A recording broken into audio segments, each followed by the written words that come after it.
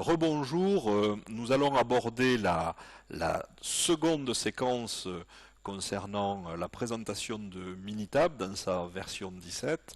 Et je vous rappelle que l'exemple choisi est un exemple de mélange ternaire qui a été proposé en 1972 par deux auteurs français et qui porte sur la formulation d'un détergent par un mélange d'eau, d'alcool et d'urée.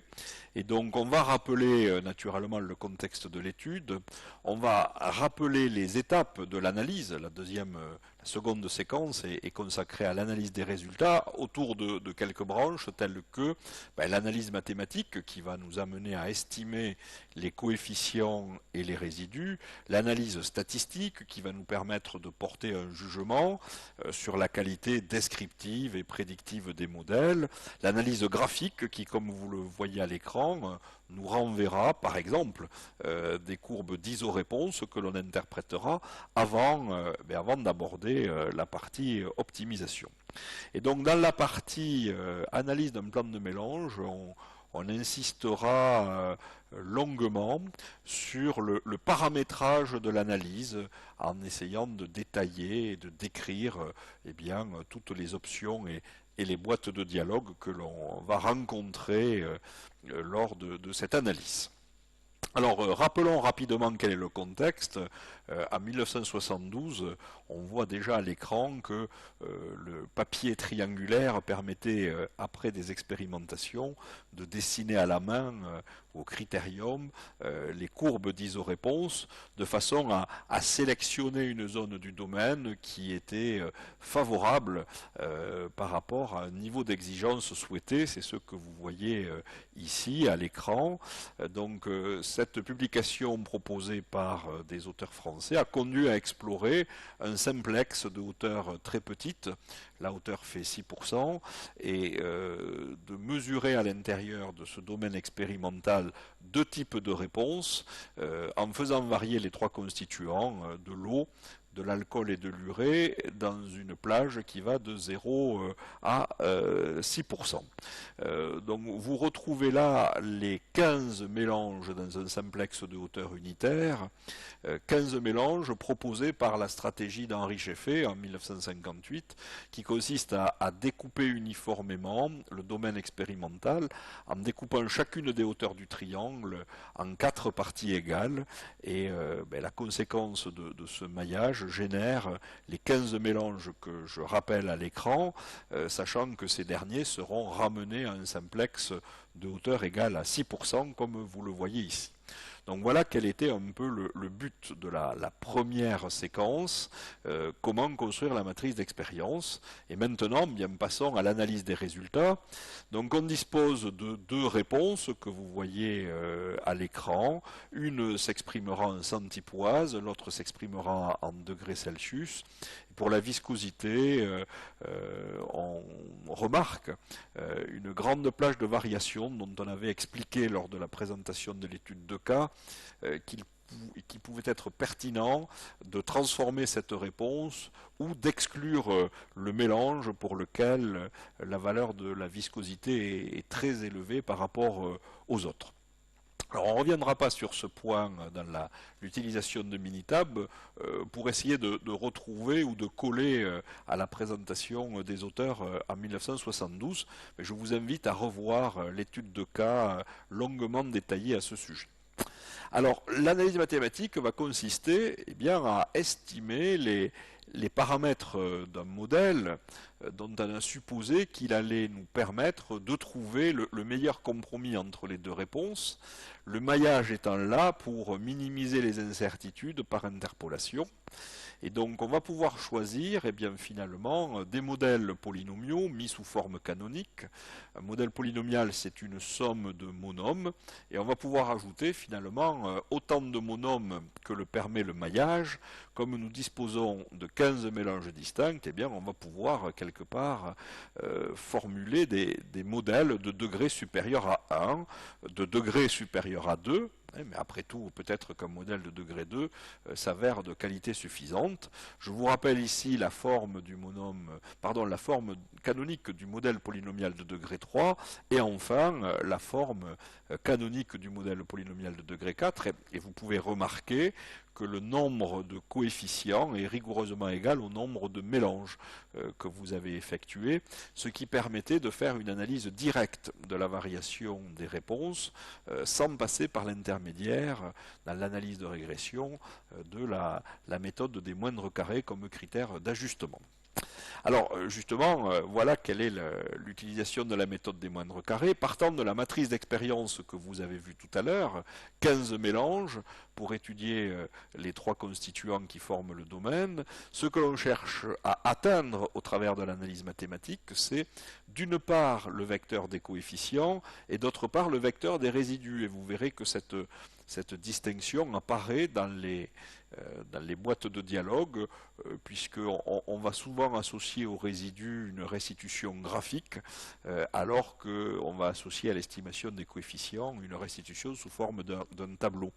Et pour passer de la matrice d'expérience au vecteur des coefficients et au vecteur des résidus, on va devoir créer une extension de la matrice d'expérience pour tenir compte du modèle. Est-ce que nous allons utiliser un modèle de degré 1, de degré 2, de degré 3, de degré 4? On fabrique ensuite une matrice dite matrice d'information dont le déterminant, qui n'est pas nul, nous permettra de rendre cette matrice inversible et de calculer la matrice de dispersion. Cette matrice de dispersion va nous informer sur le doute qui va affecter l'estimation des paramètres du modèle. C'est ce qu'on appelle les coefficients de variance. Et ensuite, en rajoutant le vecteur de la réponse, par exemple la viscosité, on pourra obtenir le vecteur des coefficients dès que l'on connaîtra l'équation du modèle. Alors attention, c'est la partie déterministe de l'expression du modèle. On pourra utiliser ce modèle pour regarder quelle est la proximité entre les valeurs expérimentales contenues dans le vecteur y et les valeurs restituées par l'équation du modèle, par la courbe, par la surface de réponse, au travers du vecteur y chapeau.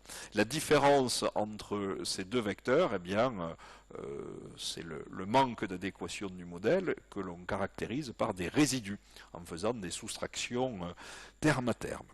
Alors, l'analyse mathématique a été reproduite par les auteurs, et je vous en rappelle ici l'équation dans l'espace des pseudo-constituants.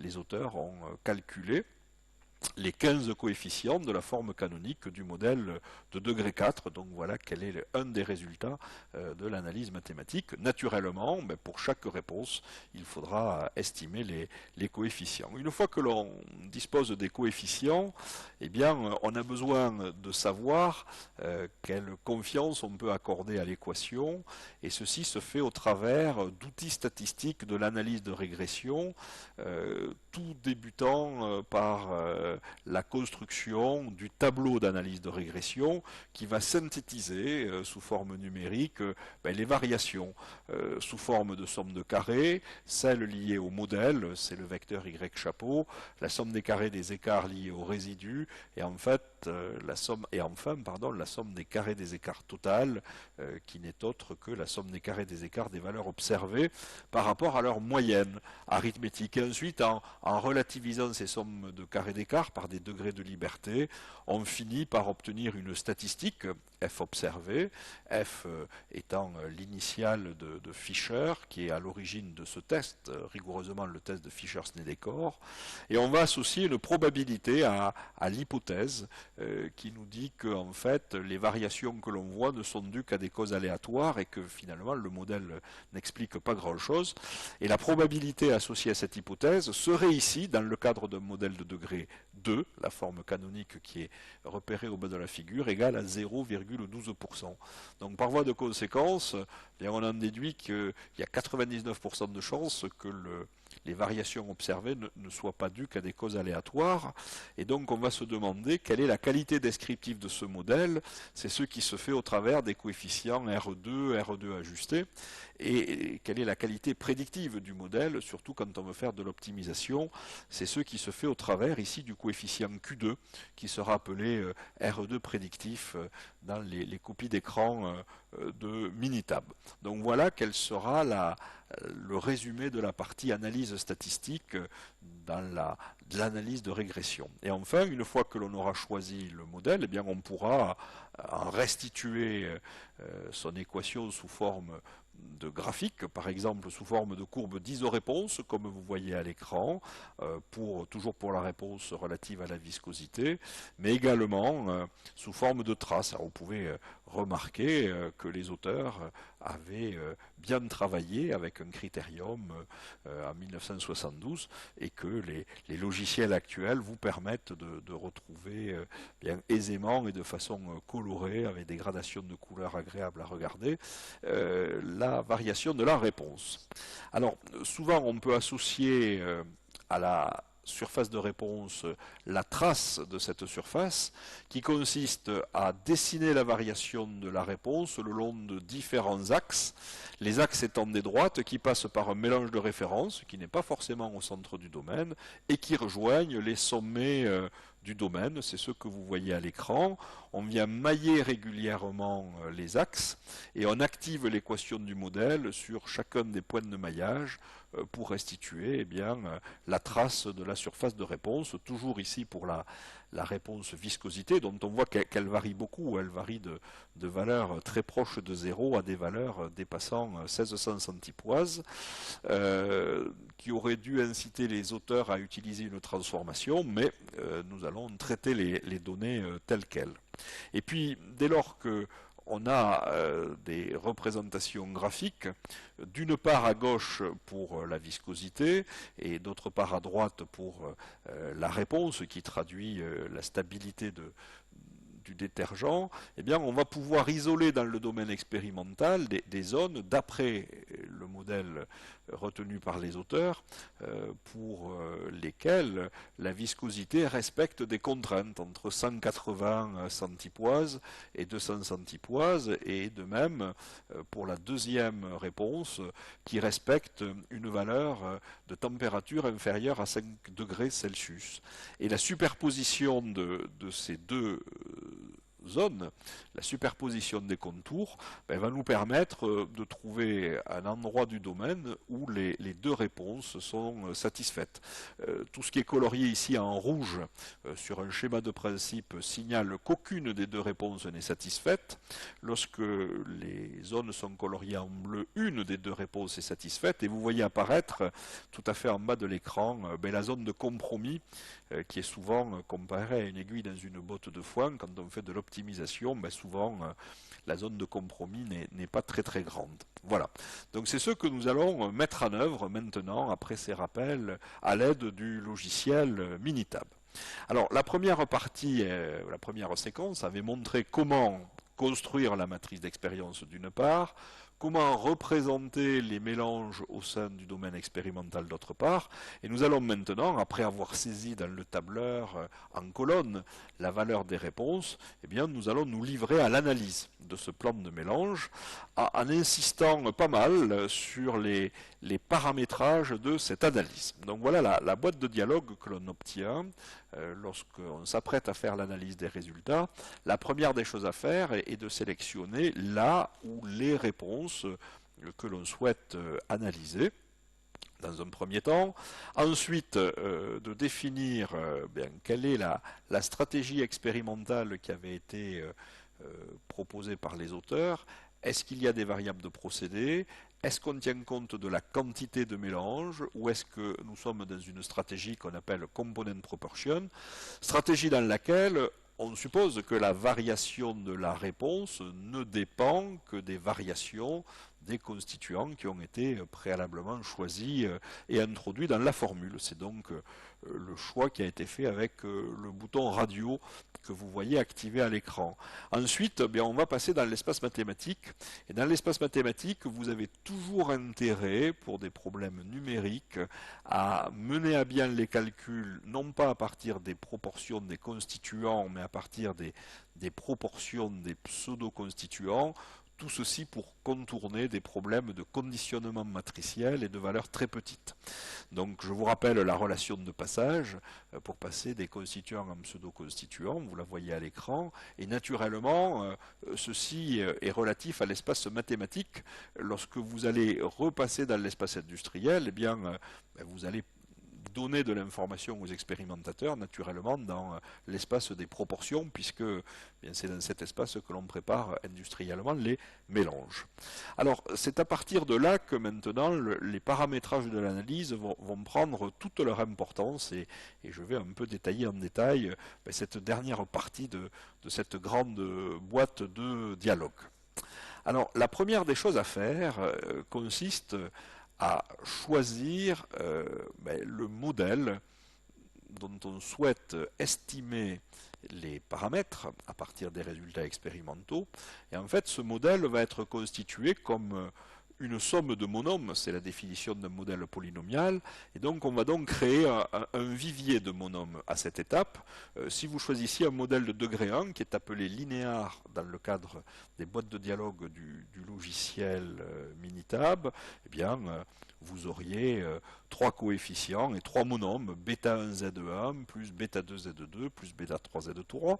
Si vous utilisez un modèle de degré 2, vous allez créer un vivier de monômes dont le cardinal est égal à 6, 3 termes de degré 1 et 3 termes rectangles, bêta 1, 2, Z1, Z2, bêta 1, 3, Z1, Z3 et bêta 2, 3, Z2, Z3 que vous voyez apparaître dans la copie d'écran sous la forme AB, AC et BC.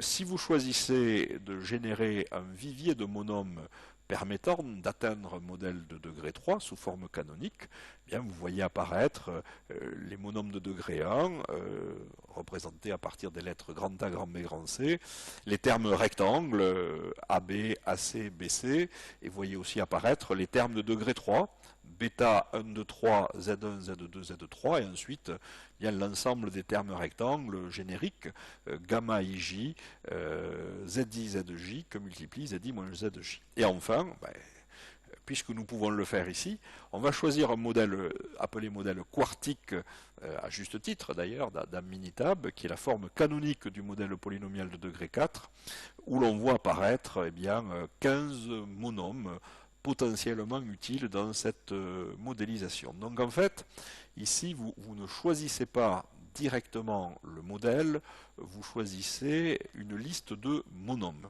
À partir du moment où vous avez cette liste de monômes, vous pouvez décider de les estimer tous. Et en décidant de les estimer tous, c'est là que vous allez choisir, dans un petit menu déroulant, la méthode d'ajustement. Alors, du modèle, la méthode d'ajustement est toujours la méthode des moindres carrés, mais en choisissant la première des options proposées, vous allez estimer intégralement ici les 15 coefficients en utilisant la méthode des moindres carrés, dont je vous rappelle l'écriture matricielle au bas de l'écran. Mais souvent, on peut se demander s'il est utile d'expliciter tous les termes du modèle, et après tout, est-ce que certains termes ne sont pas plus propagateurs d'incertitude que des termes qui amènent de l'information, en termes de courbure par exemple. Et donc on pourrait demander à Minitab de choisir le meilleur sous-modèle possible parmi tous les modèles possibles que l'on peut réaliser à l'aide des 15 monômes.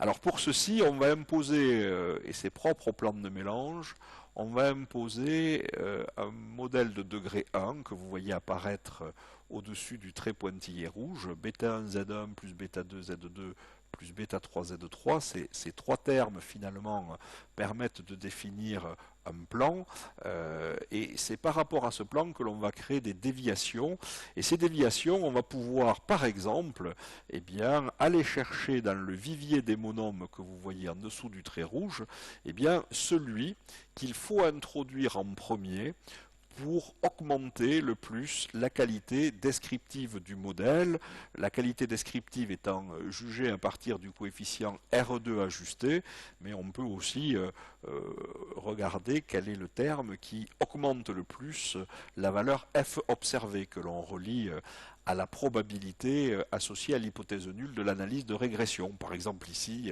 eh bien, la méthode forward permettrait d'introduire d'abord le monôme Z1, Z3 et par exemple ensuite ce modèle-là. Et puis naturellement, la méthode va s'arrêter dès que le rajout d'un nouveau terme n'améliore pas significativement la qualité descriptive du modèle. Alors l'inconvénient de cette méthode, on parlera de son avantage après, eh bien c'est que lorsque vous avez introduit un monôme, vous ne pouvez plus par la suite l'enlever, même s'il perd son caractère significatif dans l'explication. L'avantage de cette méthode, c'est qu'elle vous permet de générer des degrés de liberté, puisque vous n'utilisez pas les 15 mélanges que vous avez mis en œuvre, si vous vous restreignez à un modèle qui ne nécessite que 5 coefficients par exemple. Naturellement, on peut faire une autre démarche qui est une méthode dite backward, qui va consister au départ à introduire tous les monômes. Et on va venir les supprimer un à un, jusqu'à temps que on fasse perdre la qualité descriptive au modèle de façon trop importante. Et donc on va commencer par supprimer le monôme qui contribue le moins à la qualité descriptive du modèle, et ainsi de suite. Par exemple, on va supprimer un à un les termes pour arriver à une forme réduite de la modélisation. Alors ici, les avantages sont les mêmes, c'est que vous pouvez générer comme ça des degrés de liberté pour tester le manque d'ajustement, calculer la qualité prédictive, mais l'inconvénient, à partir du moment où vous avez enlevé un monôme, eh bien, vous ne pouvez plus le réintroduire, même s'il venait à cette étape-là à contribuer à améliorer la qualité descriptive. C'est pour ça que si vous utilisez ce genre d'approche de régression, eh bien, je vous suggère d'utiliser la dernière option qui s'appelle Stepwise, que je présente ici, qui va consister finalement à tester les monômes individuellement en les ajoutant et en les enlevant, c'est-à-dire qu'à une étape itérative, on peut rajouter un monôme, l'enlever à une étape suivante et le réintroduire par la suite. C'est-à-dire que, contrairement à la première approche, qui est une approche directe, qui en une itération vous permet d'obtenir l'estimation des paramètres du modèle, donc le vecteur des coefficients, bien ici, vous avez affaire à des approches itératives qui sont bien gérées par le logiciel Minitab. Je vous conseillerais, dans le cadre des plans de mélange en formulation, de n'utiliser que la procédure stepwise, par exemple, pour essayer d'améliorer la qualité descriptive d'un modèle en supprimant des monômes superflus. Alors une fois que vous avez choisi donc la méthode d'estimation des coefficients, la méthode des moindres carrés, en estimant tous les coefficients ou simplement le meilleur sous-ensemble, eh bien vous allez pouvoir accéder à l'autre partie de l'analyse mathématique qui consiste à estimer les résidus. Et je vous rappelle que les résidus, c'est la différence entre les valeurs mesurées et les valeurs restituées par la modélisation. Et cette restitution peut se faire sous forme tabulée, bien évidemment, mais elle va se faire souvent sous forme graphique, notamment pour vérifier s'il n'y a pas de résidus très grands par rapport aux autres, et souvent une des hypothèses sous-jacentes à l'analyse de régression est la vérification de la normalité des résidus. Les résidus, vous pouvez les avoir dans l'unité de mesure, c'est le bouton radio qui a été choisi ici, mais naturellement, ces résidus qui seront en centipoise ou en degrés Celsius, il est difficile parfois de porter un jugement autre que graphique, et donc on va les normer, c'est ce que vous voyez avec le deuxième bouton radio, pour les comparer à des valeurs limites.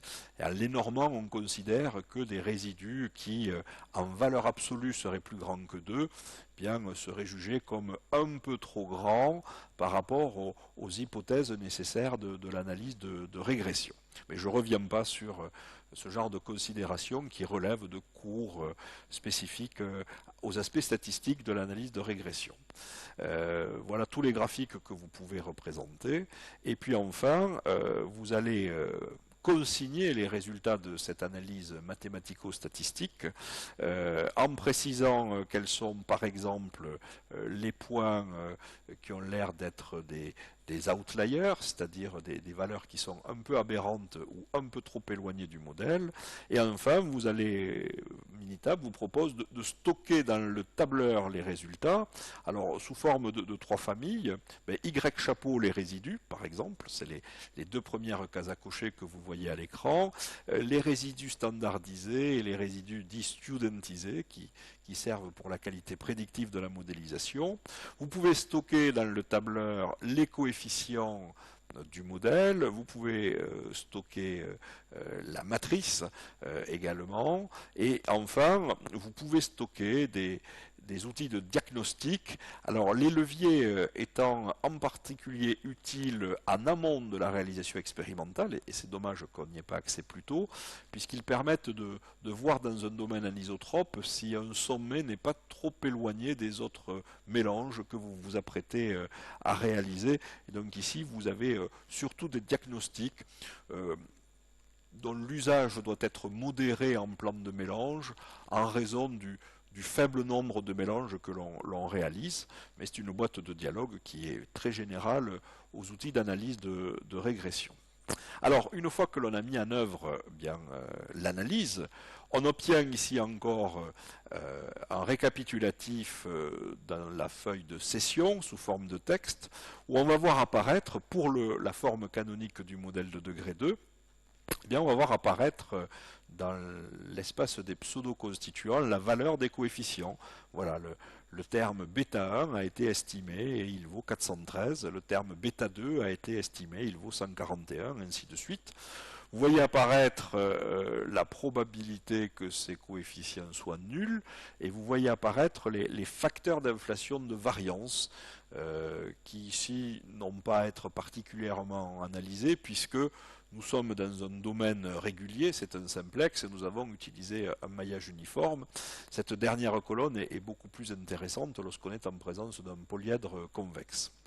La deuxième partie que j'analyse, c'est le résumé de la qualité descriptive du modèle. Je vous rappelle qu'il s'agit ici de la forme canonique du modèle de degré 2. Le RE2 vaut 86%, mais je m'empresse de vous dire que lorsqu'on veut comparer des modèles de degrés différents, par exemple, parce que le modèle de degré 3 est plus descriptif que le modèle de degré 2, il faut tenir compte du RE2 ajusté, que l'on voit apparaître à la fin de la ligne, qui vaut 78%, et puis de manière intermédiaire, on voit apparaître la qualité prédictive du modèle sous la forme d'un RE2 prédictif, que je préfère noter avec la lettre Q2 pour être plus homogène avec la littérature, qui est égal à 1 moins presse. Presse, c'est la somme des carrés des écarts de prédiction divisé par SCT, et ici le modèle de degré 2 aurait une qualité prédictive égale à 16%. Vous voyez apparaître en dessous, alors ce qui est appelé de façon un peu injuste un tableau d'analyse de variance, je préfère l'appeler un tableau d'analyse de régression, compte tenu de la nature des prédicteurs, qui sont des variables quantitatives à variation continue. Vous avez toujours 3 grandes lignes dans ce tableau, une ligne qui est liée au vecteur Y chapeau, en le résumant sous la forme de somme de carrés, comme on l'a fait précédemment en introduction, une ligne qui est liée au résidu et une ligne qui est liée au total. Minitab vous propose de redécomposer la somme des carrés liés au modèle en contributions liées au terme de degré 1 et au terme de degré 2. C'est ce que vous voyez apparaître dans la boîte de dialogue, donc qui vous permet de voir quels sont les coefficients que vous pouvez éventuellement supprimer a posteriori compte tenu de leur faible caractère significatif. Donc voilà comment interpréter le tableau d'analyse de régression qui est proposé dans Minitab. Alors naturellement, la qualité descriptive et prédictive va être calculée parce que en choisissant un modèle de degré 2, on dispose de degrés de liberté. On dispose de 9 degrés de liberté. Pour la forme canonique du modèle de degré 4, eh bien, vous épuisez toutes les ressources mises à disposition puisque vous allez estimer les 15 coefficients à partir des 15 valeurs expérimentales. Donc vous n'avez pas de degré de liberté résiduel pour estimer la qualité descriptive et encore moins la qualité prédictive. Le modèle passera exactement par les points expérimentaux.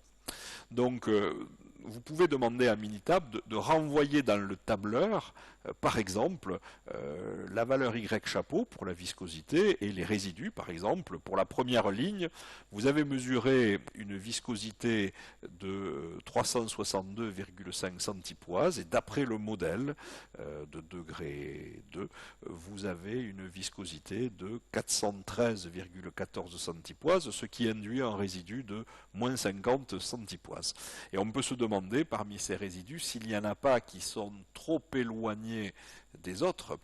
Le rêve de tout expérimentateur est d'avoir des résidus les plus petits possibles, ce qui traduit la bonne qualité descriptive. Et donc je vous invite à faire, on avait vu que Minitab propose de nombreux graphiques d'analyse, je vous propose dans un premier temps de regarder quelle est la distribution des résidus en fonction du numéro des essais pour voir quels sont les essais pour lesquels le modèle décrit le moins bien possible la variation de la réponse. Le trait en pointillé que vous voyez nous rappelle que lorsqu'on utilise un ajustement au sens des moindres carrés, la moyenne des résidus est égale à 0. Et une des hypothèses, c'est que la distribution des résidus soit normalement réalisée autour de cette valeur nulle. Donc voilà un peu ce qui relève du tableur et de la session. Donc dès lors que l'on dispose de l'équation du modèle, si on considère qu'elle est de qualité suffisante, on va demander à Minitab de restituer cette équation sous forme graphique. Et donc en revenant dans le menu de plan de mélange, on peut accéder maintenant, après avoir réalisé l'analyse, on peut accéder à la dernière partie de ce menu qui concerne la réalisation de graphiques, en particulier la trace de la surface de réponse, dont je rappelle le principe ici. Après avoir défini un mélange de référence, eh bien, on va dessiner la variation de la réponse d'après l'équation du modèle suivant les axes. Donc il faut choisir la réponse dont on veut représenter la variation à partir du menu déroulant de la boîte de dialogue. Ensuite, on choisit la direction des axes. Est-ce qu'ils rejoignent les constituants ou les pseudo-constituants? On choisit l'équation du modèle. Est-ce qu'elle a été ajustée à partir des coefficients ou des pseudo-constituants? Et enfin, on peut choisir de personnaliser le point par rapport auquel on construit les axes. C'est le mélange de référence S sur la figure que vous voyez. Par défaut, ce mélange est choisi comme étant le centre des sommets, donc ici le centre du diagramme ternaire, et vous voyez donc apparaître juste après la trace de la surface de réponse dans le plan de la figure. L'axe horizontal matérialise l'écart par rapport au mélange de référence dont on rappelle dans une petite vignette à droite de la figure les coordonnées. Dans l'espace des pseudo-constituants, dans l'espace des pseudo-constituants, on a un simplex de hauteur unitaire, donc le centre a pour coordonnées 1 tiers, 1 tiers, 1 tiers. Alors ce genre de diagramme permet de de chercher des pistes d'optimisation. Par exemple, si vous voulez augmenter la valeur de la viscosité, eh bien on voit qu'il faut augmenter la proportion du constituant dont la trace est représentée en vert dans le plan de la figure, à savoir l'urée.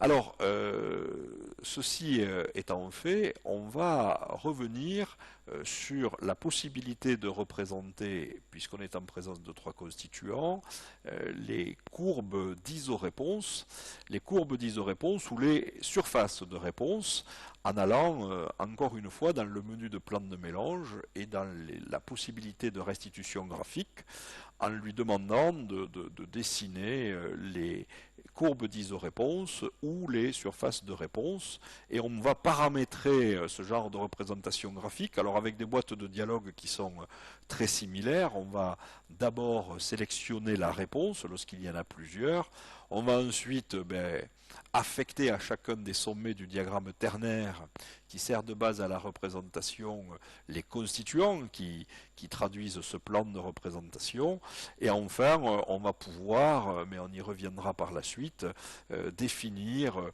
le nombre de courbes isoréponses que l'on veut, la couleur de ces courbes isoréponses et éventuellement, lorsqu'on va faire de l'optimisation, des valeurs particulières pour ces isoréponses.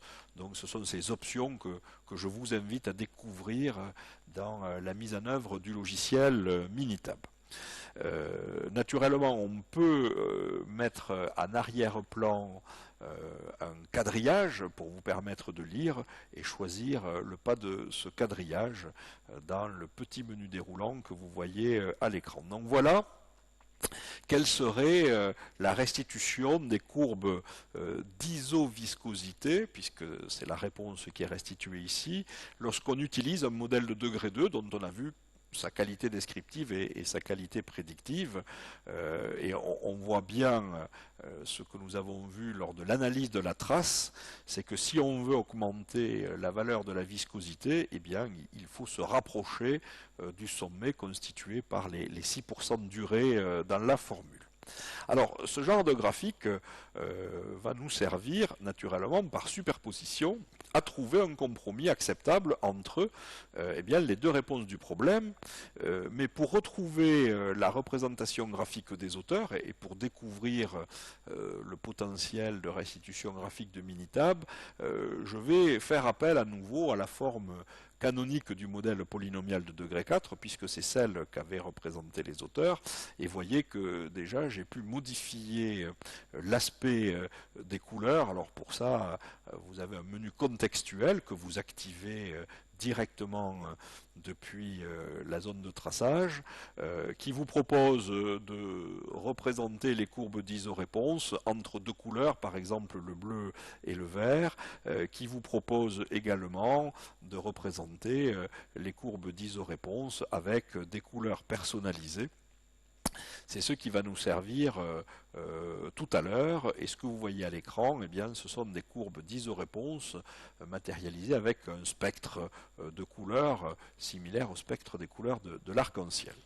Alors, puisqu'on veut faire de l'optimisation, eh bien, on va utiliser cette possibilité graphique pour isoler dans le domaine expérimental la zone qui correspond, d'après le modèle, aux attentes des expérimentateurs. Et pour la viscosité, eh bien, les expérimentateurs souhaiteraient que cette viscosité reste contenue dans un intervalle allant de 180 centipoises à 200 centipoises, et j'ai donc profité des possibilités de restitution graphique pour colorier en rouge eh bien, les zones pour lesquelles, d'après le modèle, la viscosité est soit inférieure à 180 centipoises, soit supérieure à 200 centipoises, de façon à faire apparaître uniquement en vert la zone correspondant à la zone d'intérêt. Et donc dans les options, je vous avais dit qu'on pouvait indiquer le nombre de courbes d'isoréponse que l'on souhaite, et en particulier en préciser leur valeur. Et donc j'ai utilisé cette approche ici pour préciser les lignes 180 et 200, et puis colorier l'intérieur de ces deux lignes en vert. Je peux faire naturellement la même chose. Alors vous voyez ici la mise en œuvre de la boîte de dialogue qui permet de de personnaliser le coloriage des surfaces du domaine. Et je vais faire la même chose pour la réponse qui traduit la stabilité de ce détergent. Il faut que cette réponse soit inférieure à 5 degrés. Et donc j'ai demandé à Minitab de me colorier en vert la zone pour laquelle, d'après l'équation du modèle, qui est la forme canonique du modèle de degré 4, la valeur de la réponse serait comprise entre 0 et 5 degrés, et puis colorier en rouge eh bien, toutes les zones qui ne présenteraient pas ce critère. Voilà. Alors, une fois que vous avez fait ces deux graphiques, eh bien, il serait bien de pouvoir les superposer.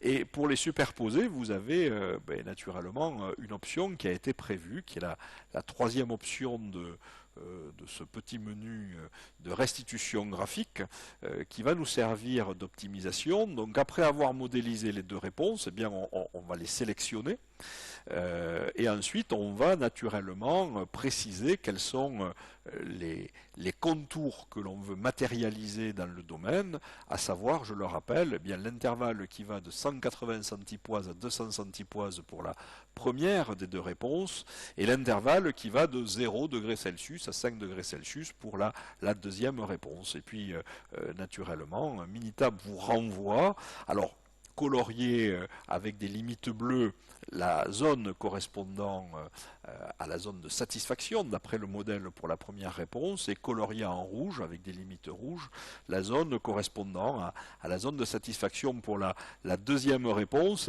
et vous voyez qu'au bas de l'écran, même si ces zones ne présentent pas d'intersection, bien c'est sûrement dans cette zone qu'il faut aller approfondir l'expérimentation, donc créer de nouveaux mélanges, de façon à essayer de trouver un optimum multicritère.